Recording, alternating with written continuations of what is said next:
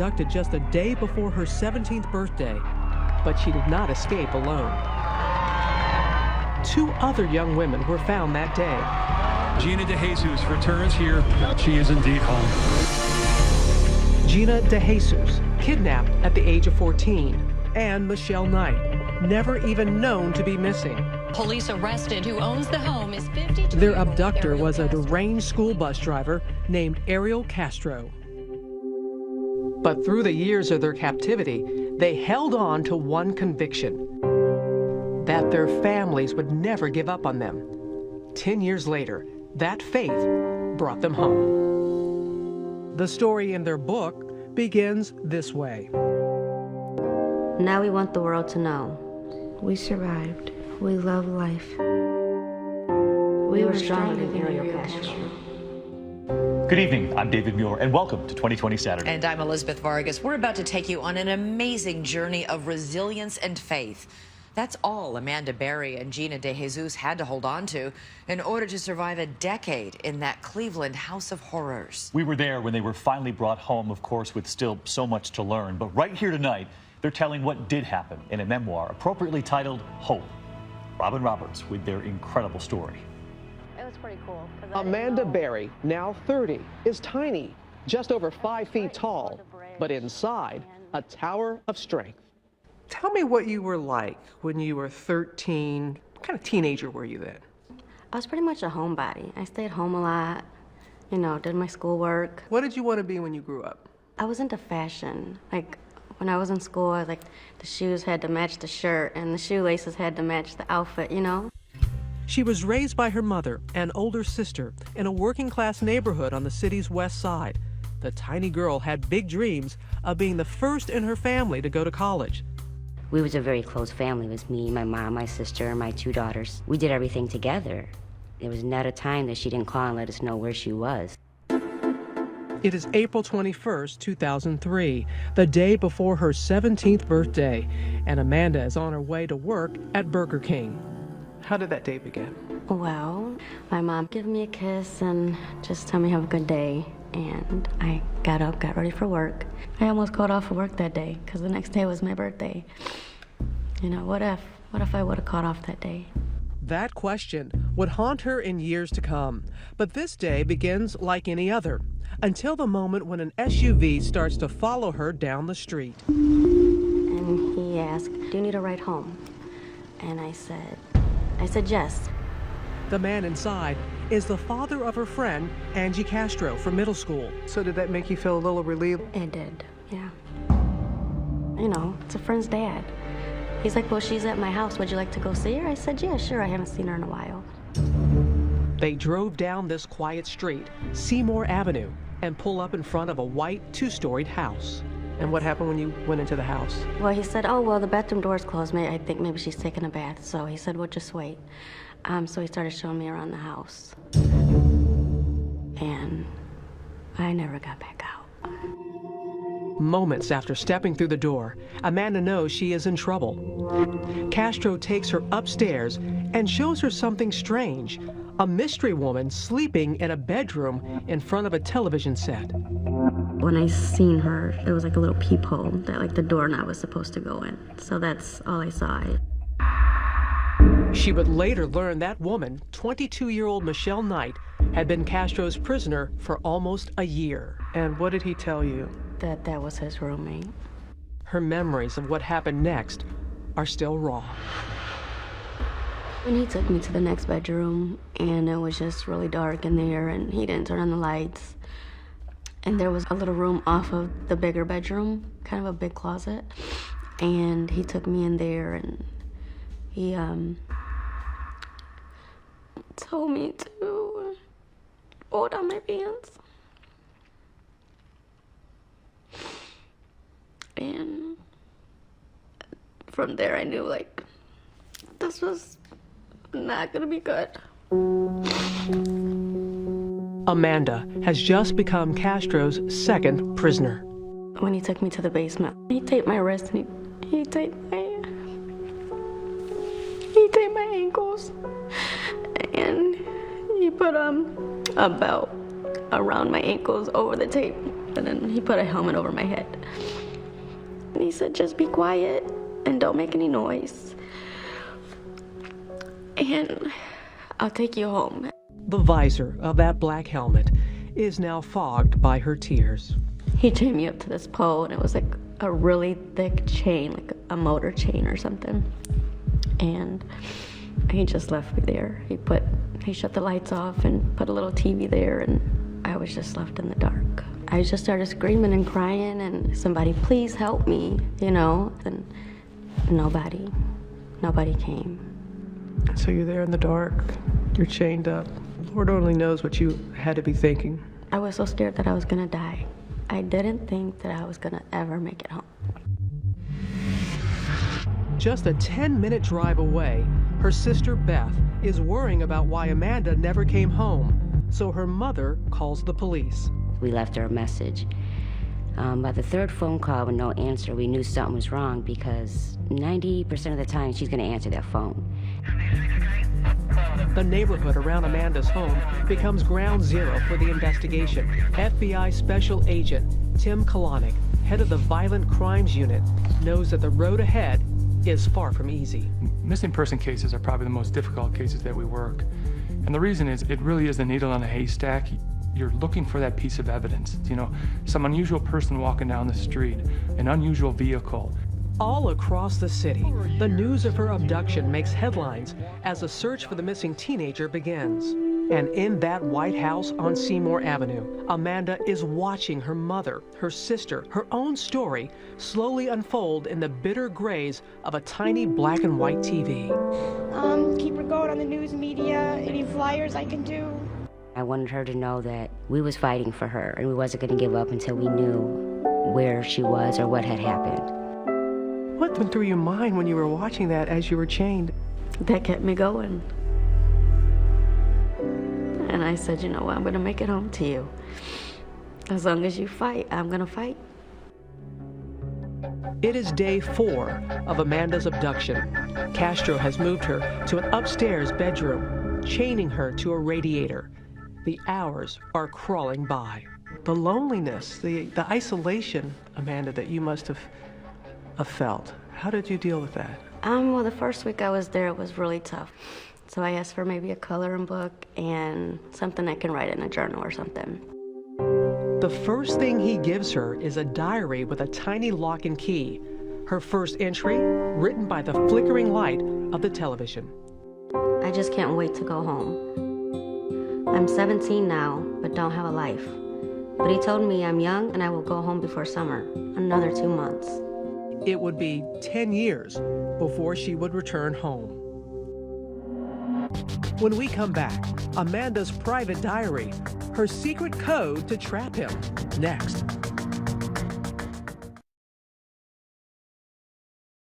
.2020 Saturday continues with Captive. Once again, Robin Roberts. This is a scale model of Ariel Castro's house. 1,400 square feet, 4 bedrooms, and 1 bathroom. Amanda was first held captive down in the basement, then moved to the 2nd floor and chained in the main bedroom. Just steps down the hall, Michelle Knight, Castro's first captive, lived in a 2nd tiny bedroom. On the surface, the house didn't draw a second glance, but concealed inside 2207 Seymour Avenue is a bunker of chilling magnitude. There were doors that were put on the windows, completely covering the windows so no light could come in. The bolts that held those doors on the wall were sheared off. There was no way they could get at them, and those were even behind plexiglass. Its owner, Ariel Castro, is 5 feet 7 inches tall and a recluse. His only known hobby, playing weekend gigs at local jazz clubs. On the outside, he appeared very normal. He might be the last one you would suspect of wrongdoing. But the school bus driver is a man with a past. He has a former wife, 4 children, and a history of brutal violence. She and her children moved out of the house, fleeing Castro's violent rage. He hated women. He beat his wife so badly, he stomped on her head, he broke her teeth, he broke her bones. From the beginning, Amanda could sense the uncontrollable anger within. He was very intimidating. He was very scary. His voice was mean and like deep, and if you ever looked into his eyes, they were like black, like he had no soul. It is April 27th, 2003. 6 days into captivity, and Amanda is still chained to that radiator in the second-floor bedroom. My chain is actually a few different chains linked by padlocks. It stretches 5 feet from the radiator to my stomach. 5 feet has become the size of my whole world. Can you describe what it was like to live chained like that? It was really hard going to sleep at night. You know, if you wanted to toss onto your back, you couldn't do that. You would have to take the whole chain and move it to the front of your stomach so that you're not laying on the big lock on your back. Her tiny room, about the size of a closet, is dark and filthy. The mattress was old and nasty. It was just disgusting, and the bucket to use the bathroom, that smelled horrible. Once a day, he feeds her, sometimes junk food, sometimes not at all. He started to give a bag of chips or crackers or something. Her access to the bathroom is strictly limited. You could only take a bath like once a week. Ariel Castro is her only lifeline, but everything, even her weekly shower, comes at a price. He tried to act nice, but he's like, well, maybe you need to go take a shower, and I had to take a shower with him. He forced you to take a shower with him? He thought that, well, I gave her that. I deserve this. Well, what do you want to tell people about the sexual abuse that you suffered? It was horrible. After a while, you just get used to it. Like, you numb yourself to it, and you put your mind somewhere else so that you're not there. You know, you're not in that room with him. How often did you think you were not going to survive? Oh, there was plenty of times when I just never knew why is he keeping me here? Is it, one day when he's done with me, he'll kill me and get rid of me. Yet, what Amanda now knows of Castro's brutality strengthens her conviction to survive. I realize I have a mission. This man enjoys hurting women, and I want people to know it. I don't want him to get away with it. I need to outlast him. She keeps a record in code in her diary. Hidden testimony against Ariel Castro. 1X, 3, 4. Each entry, a daily record of rape. You would actually put how many times he was assaulting you? I would always write these numbers at the top of the pages because I felt like, one day maybe authorities will get to read it and he'll be punished for what he did. She's disturbed that Castro calls her his temporary wife. He would try to hold hands with me. It would just make me sick because he would fall asleep, and so I would take my hand away from his hand, and I would scoot to the very edge of the bed, but I couldn't go too far because of the chain. Amanda has been missing for a week when her family receives a late-night call. It is Castro taunting them using Amanda's cell phone. He called and said, I have Mandy, which nobody called her Mandy, but who knew her. She wants to be with me, we're married. Well, we kind of just sat there we know she's not married. We knew definitely that it was foul play. Making that call on Amanda's phone was a near miss in the case, leading authorities to within 2 blocks of his house. In 2003, the FBI was just starting to develop technology that could track a cell phone's location. The intelligence and the information we have indicated that Amanda's phone was used in about a 30-40 block area. We spent about a week around the clock in that area, hoping that this phone would be used again. But Castro didn't use that phone again, and their one solid lead vanished into thin air. There were very good tips, very good leads that we had to follow up on, and we did follow up on. But unfortunately, the tip that we need just didn't come in. The weeks are slowly stretching into months when Castro makes Amanda a strange promise. He would always tell me when he got another girl in the house that, I'm just looking for another girl, and then I'll take you home. But Amanda knows he's lying to her. She's seen Michelle Knight locked in another room. Though they've never spoken, she knows Michelle is a prisoner too. It was scary because I didn't know if one day we were going to be murdered, when he felt like he was done or he wanted more girls in the house. What was he going to do to us? As the months pass by, Amanda's mother is fighting to hold on to hope. her daughter's room unchanged since her disappearance. Amanda's Christmas presents still unopened. 4 miles away, in the freezing cold of her room, Amanda fills the empty hours by writing in a diary, hundreds of pages in notebooks, on napkins, and even on fast food bags. So you get a bag like this, you bring back something home, what would you do with it? We would just go all the way around. There we go. Voila. There's your paper. How many days could you get into this? Oh, that could last a good week if you needed it to. Amanda has been a prisoner for almost a year when Castro goes on the prowl again, hunting, just 5 blocks away from the street where he kidnapped Amanda. On this day, the young girl who catches his eye is 14. Her name, Gina DeJesus, and she's one of his daughter's closest friends. He pulls over to me, and then I got in the car, and then he would say he's gonna turn around, and he never turned around. Gina DeJesus is about to become Castro's 3rd victim. Stay with us. 2020 Saturday continues with Captive. Once again, Robin Roberts. Her spirit is in her smile. Gina DeJesus, age 14, the baby of the family. She loves to dance. I like you. Now 26, she still has the sweetness of the 14-year-old girl she once was. What are words that describe what kind of 14-year-old you were? Outgoing. I like to go outside and hang out with my friends, go skating. What dreams did you have for yourself? I wanted to become a lawyer. Why? I don't know, I think it was fun to win cases. Gina grew up on the rough side of a hard town, the youngest child of 3. She was a slow learner in special education classes, and from an early age, her mother, Nancy Ruiz, always taught her to be wary of strangers. But young Gina was no match for Ariel Castro. Tell us about that day you were with his daughter. Yes, Ariel Castro. Did you have any idea what kind of man he was? No.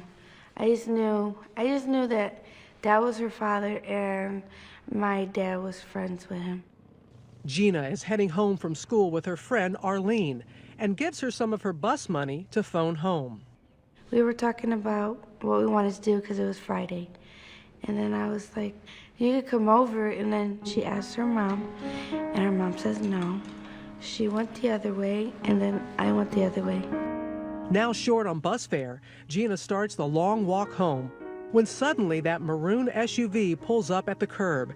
It's Arlene's father. He asks me if you've seen my daughter. I said, yeah, she's right around the corner. And he was like, can you help me find her? And I said, sure. When they arrive at the house, he invites her in. I was sitting there, and he's like, starts to touch me and stuff.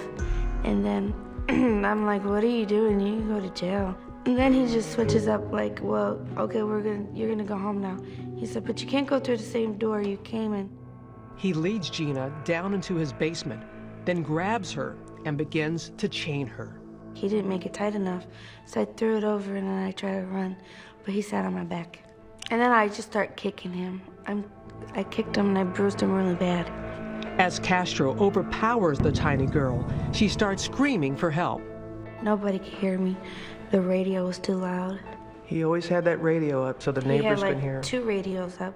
He had one in the basement and one in the living room. Help was only 2 miles away, yet Gina's parents only knew where to start. I went searching everywhere. Dumpsters, schools, empty buildings. The police feverishly search for clues, now suspecting that there is a serial criminal on the loose. By air, on ground, every inch of Cleveland's west side under the microscope. For the first few weeks, Gina is traumatized by Castro's disturbing behavior. He would take my hair and like put it in his mouth. I don't know why he did it, but it was gross. When was the first time that he took advantage of you? May 7th. She still remembers the exact date, but it's still too painful to say more. What are you comfortable in sharing and telling us about that? I'm not comfortable.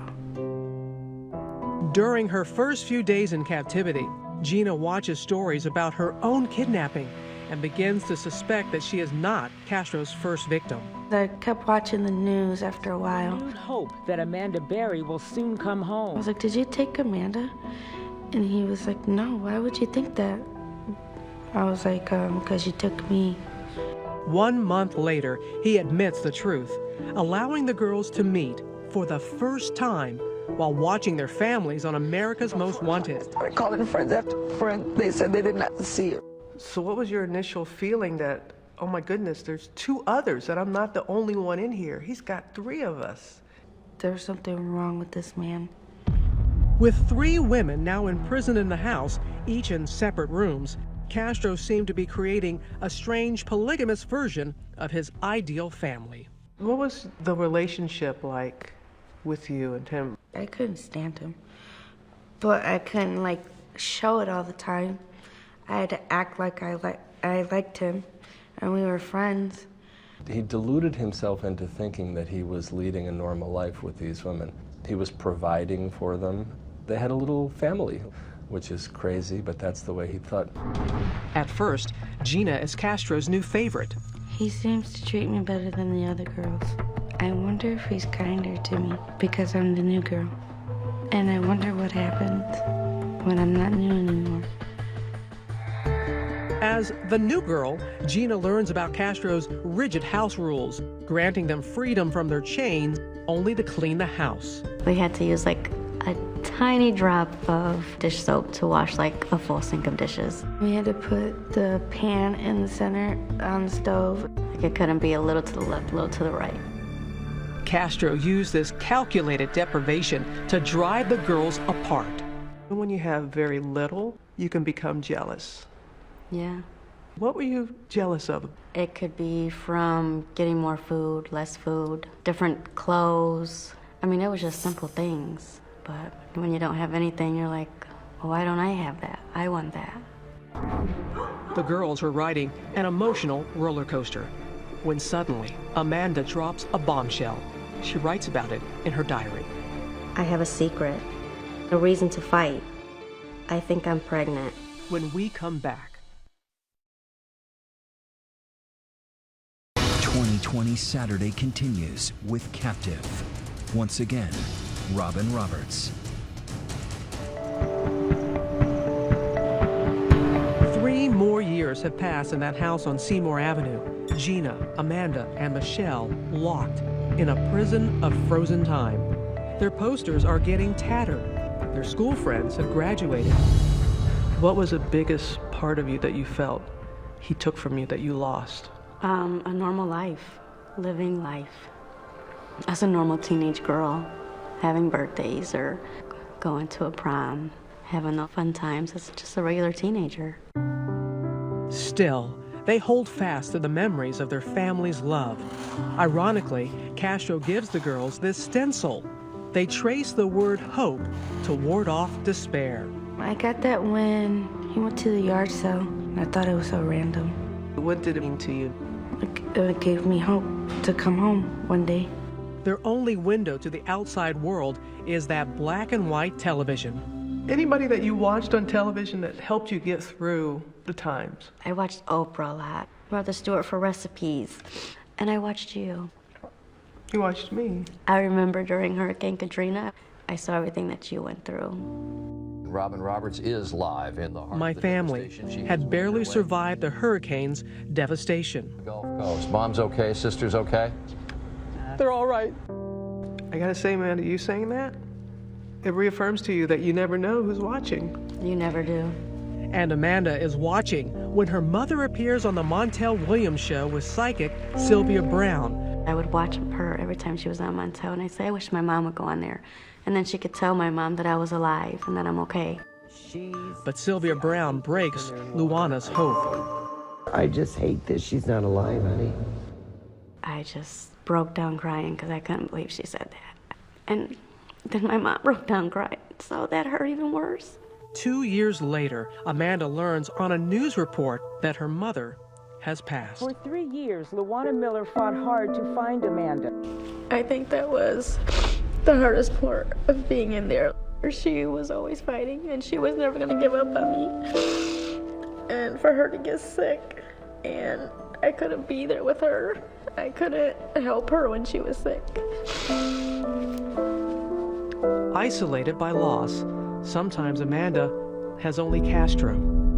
So he came in the room, and I was just really sad, and I started talking to him, and he's like, everything's gonna be okay, everything's gonna turn out all right. And so I asked him for a hug, and we hugged. There had to be a part of you that was thinking, what in the world? There was, but then there was another part of me, like, I needed that. I needed, like, a human caring touch instead of everything that he always did, which was not caring. It is Amanda's 20th birthday when Hope makes an unexpected visit. I think I'm pregnant. I think my mom sent this baby. Someone to help pull me through. I think she is sending me a miracle. It is early in the morning on Christmas Day, 2006, and Amanda Berry is in labor. He went and got Michelle, and he got this baby pool because he didn't want, you know, a mess on the bed, so. She strips off her clothes and gets into that inflatable wading pool. Michelle was kind of just talking to me like, you know, relax, calm down, you're okay. And he sat in the rocking chair right there just reading this book about like birth and stuff. Just hours later, baby Jocelyn emerges into her surreal world. What was it like for you, Amanda, when you looked in her eyes for the first time? It was amazing because she was so quiet and she was just the most beautiful thing. You hear of rape victims who have a child. How do you just wrap your mind around it and make it work? You know, at first that's what I was worried about. This is his kid. You know, how do I feel about that? And she resembled him a lot. And I would look at her and I just felt like, she's mine. She's mine. At first, Castro's so afraid of raising questions, he buys no supplies for the baby. Her first outfit was one of his socks, and he cut out like 2 holes for her legs, and then he cut out another sock, and then he cut 2 arms out, and that was like a little dress for her. From day one of Jocelyn's life, Amanda fights for normal in the most abnormal of places. She covers the doors over her windows with a bright shower curtain. She pastes the alphabet up on a wall. But as Jocelyn grows older, it gets harder to hide the truth. Does she see the chains on you? Yeah. So he started to call them like bracelets. And she was about 3 years old. And he finally took the chains off. That was because of Jocelyn. What was her relationship like with her father? Normal. She loved him and he loved her. Though Jocelyn is almost 3 before he consents to her first walk outside in the sun. She had never been to parks before and seen little kids like herself. One of the best times when you looked out and you saw the sunlight on her face for the first time. It was the most beautiful thing. I just felt like that's where she should always be. It's the beginning of a new chapter in Jocelyn's life, going outside, attending Sunday services. Her room is now filled with toys.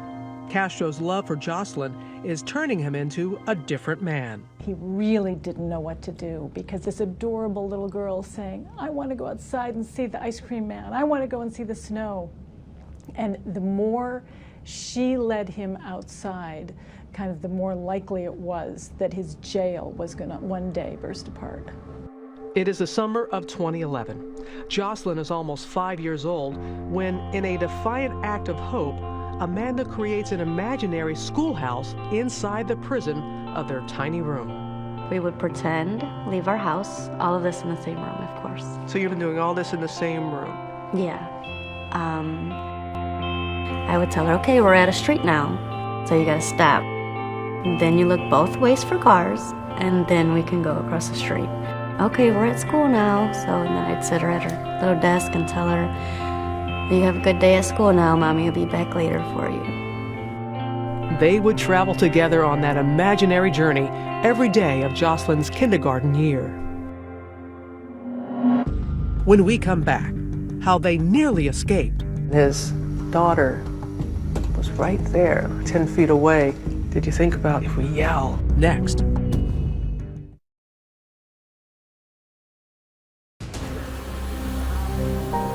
Though the house was a fortress and the girls, for years, locked and chained, the question that many may ask is, why didn't they run? I thought about putting rat poison in his beans and then spraying like pine sol in his eyes, but he was always a step ahead of what I was doing. Both girls admit there were opportunities that slipped away. Once, when Gina's friend Ariel Castro stopped by, he moved and chained all three girls in the basement. The three of you were in the basement, and his daughter was right there. Ariel was just 10 feet away. Yeah, we could hear him laughing and talking. Still, they remained silent. Did you think about if we yell? She's right there, we're right there. Possibly somebody she could hear you? There was always a chance. What if he killed everybody? The daily abuse was agonizing, but the unknown, even more terrifying. Every day was unpredictable. That was one of the hardest parts, because you never knew how he was going to act. What do you say to those people to make them understand? You never know until you're in that situation, what you're going to do, how you're going to react. They dreamt of escaping. They dreamt of setting the house on fire. But if I get caught, I just can't bear any more pain. And they were frozen in fear. But on May 6, 2013, courage came from the most unexpected of places. On that day, it is little Jocelyn who sparks the great escape. It's like, Mom, Daddy's car is gone. My heart immediately started pounding because I'm like, should I chance it? If I'm going to do it, I need to do it now. Amazingly, she finds her bedroom door unlocked. This is the one time that your room was not locked. Never before in 10 years has that happened. She races downstairs. The front door is open, but beyond it, a second door padlocked shut. Still, Amanda manages to squeeze out an arm. So I'm just like waving my arm and I'm like, somebody please, please help me. I'm Amanda Berry, please. She's too afraid to go back for Gina and Michelle. I turned to Michelle, I'm like, we could run. But then once Michelle gets pumped, I talked her out of it. Why'd you talk her out of it? I thought that Amanda got caught. Outside, a neighbor sees Amanda, but is afraid to intervene. After I got to that door and the guy didn't help me, I was like, he's gonna come home and this is just gonna be the end. That's when Charles Ramsey shows up. I see this girl going nuts, trying to get out of her house. I go on the porch, and she says, help me get out. I've been in here a long time. He kind of like started like trying to pull on the door, but he couldn't get it open either. And so he like kind of kicks it, and he's like, there you go, finish kicking it out, and you can get out. With reckless courage, Amanda kicks her way to freedom and emerges, clinging to her terrified daughter. This is a cell phone image of that moment of freedom. And she comes out with the little girl, and she says, call 911. My name is Amanda Berry. Help me, I'm Amanda Berry. I've been kidnapped, and I've been missing for 10 years, and I'm here, I'm free now. Were you still frightened that he may show up at any time? I was terrified. And just because there's people on the street doesn't mean that he wouldn't hurt me. Why, after all this time, do you think he left that door open? I still don't know why he left that day with the door unlocked. I would never know. Within minutes, the police start flooding the street. It was so unreal because the cops just kept coming. My partner immediately asked her, is there anybody else inside? And she said yes, Gina DeJesus and another girl. A neighbor captures the moment when the police storm the house. Inside, Gina and Michelle cower in their room, afraid of Castro's rage. And I'm like, oh, we're next. He's coming for us, so close the door. They yell police, and then Michelle swings the door open and just runs out there and hugs him. She jumped onto me. She's like, you saved us, you saved us. And I'm holding on to her so tight. In tears, Officer Anthony Espada looks up and sees Gina, unrecognizable after losing 30 pounds. I just look at her and I asked her, what's your name? She said, my name is Georgina DeJesus. We found them. We found them. Lost and finally found, the flashing lights blind their eyes accustomed only to darkness. Once I saw that, I'm like, you know, this is it. I think we're free now. Delivered at last from the shadows, their families wait with open arms. Oh my God, she's so skinny, but she was still beautiful. She had the biggest smile that she always had. It was like a dream. I needed somebody to wake me up. Thank you, Lord. You brought my baby back home. For Amanda, Gina, and Michelle, the endless nights of terror have finally come to an end. Can you forgive them? The answer when we come back.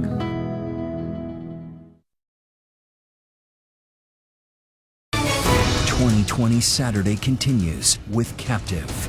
Once again, Robin Roberts.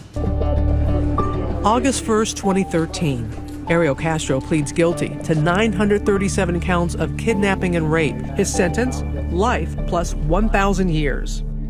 But can Gina and Amanda forgive the man who stole their lives away? I think you have to forgive in order to move on with your life. Can you forgive him? You know, I thought about that a lot. And in this situation, I feel like, no, I could never forgive him. I mean, he took my mom from me. I'll never get to see her again. Just weeks into his sentence, Castro hanged himself. I wish he would have not killed himself because I wanted him to suffer like we did. I think he took the easy way out. The house on Seymour Avenue has been demolished, torn down by the state to prevent it from becoming a morbid curiosity. It took less than 1 hour to erase a 10-year-old nightmare. You cried. I think it was like tears of happiness. Everything bad that happened in that house, now it's gone. One hopeful item from those dark years, a thank you note, now seems prophetic. So like one day I was gonna get home and they were gonna read this. Thank you for not giving up on me. And it's because of your help that you're reading this, because that means I'm home. I think this is in part what brought you home. To Amanda Berry, Gina DeJesus, and Michelle Knight, 3 extraordinary women. And what about Michelle Knight, the third woman imprisoned in that house? We don't really keep in touch, but I just wish her the best. For Amanda and Gina, survival has sweetened the taste of freedom. And how's your life now? It's great.